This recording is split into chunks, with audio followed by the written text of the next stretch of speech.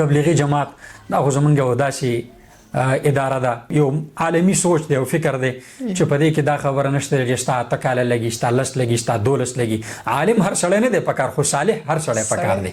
نو دا زموږ د صالحیت هغه میدان دی چې ډېر په لږ وخت کې موږ ردینه صالحیت اخیستی شو او هغه د نیکۍ مجالس راته کولاو دي د شبي جمعې په شکل کې، د یک روزې په شکل کې، د 3 روزې په شکل کې، چې دا ډېر آسان اعمال دي او ډېر په لږ وخت کې کېږي.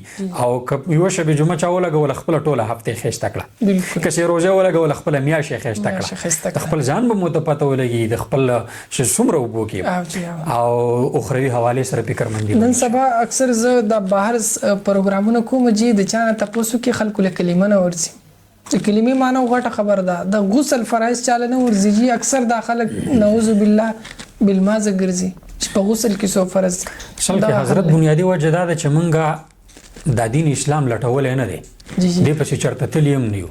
دا موږ ته د مور په سیزنۍ کې په مفتو کې میلاو دی.